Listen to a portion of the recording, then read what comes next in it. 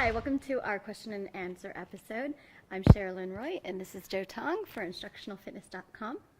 And our first question is... Actually, our first question comes from Aditya from Mountain View, California. She writes in and says, "Thank you for the informational videos. They've helped me learn a lot about the correct form. My question is about cigarette smoking. I do not smoke a lot, usually 3 cigarettes a day. One after breakfast, one after my morning snack, and one after dinner. I do not smoke 3 to 4 hours before workout and 3 to 4 hours after workout. Cardio-wise, I'm fine since I've been running for as long as I can remember. My question is, does smoking have an effect on building muscle? I've asked a number of people in this question, but everybody goes off on a tangent about why smoking is bad for you, and that's all. But I just want to know if smoking has a huge effect on muscle building. Thanks." Actually, Aditya, it does have quite an effect on muscle building. The first thing that it does, it significantly lowers your testosterone levels. And even for a girl, that's important because if you want to put on muscle, you do need some testosterone. The second thing you're looking at is going to actually lower your amount of intake of oxygen. So what happens is if you're not taking enough oxygen, you're not getting enough actually nutrients to the blood and to the area that you're training after working out. And then another thing that it does, it raises your heart rate. It can actually raise it up to 30%. So say you're doing a cardio exercise and your target heart rate is 140 and 180 is the danger zone. It can actually put you beyond that. So besides just the general health problems associated with smoking, it definitely does make a difference in muscle building, and it actually prevents you from getting the gains that you're seeking. Very nice. Thank you. Definitely agree. You should stop smoking. Just go for a walk instead. Our next question comes from Matthew from Birmingham, England. Matthew writes, "Hi Joe, your videos are inspirational and I have a couple of questions. What angle is best for the incline bench to be set? I've been training for 6 years and tried various ways to do easy extensions, skull crushers. What's the best method? Hopefully you're feeling better and I've gotten some fantastic gains from your method."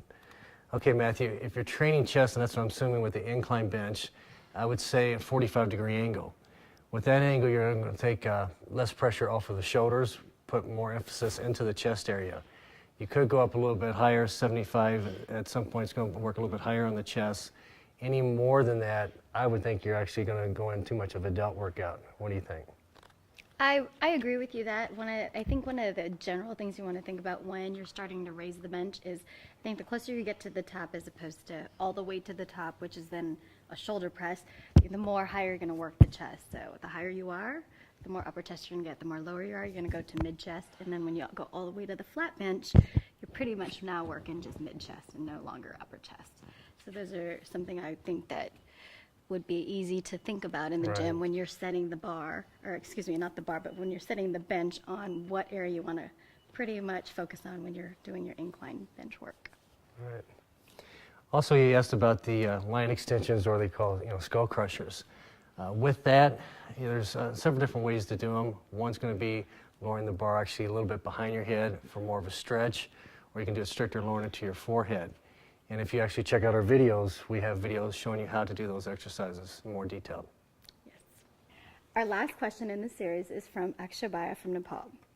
The question is, well, I'm about to start, so how should I plan my workouts and what should I eat? Akshabaya, since it's your first time planning your workouts and getting into the fitness thing, what you want to do is, in terms of your workouts, you want to find out when your highest energy point is. If you're a morning person, probably the best time to work out would be in the morning. Some people, they like to work out after work and blow off some steam. That might be the best time for you. But regardless, when you're first starting out, you don't want to overdo it. You definitely want to first incorporate some weight training.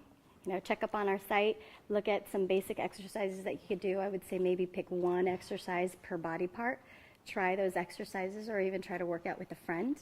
And then when it comes to diet, my best thing to advise you is try to get in about 6 meals a day, trying to eat every 2 to 3 hours. That is the best way to start speeding up your metabolism.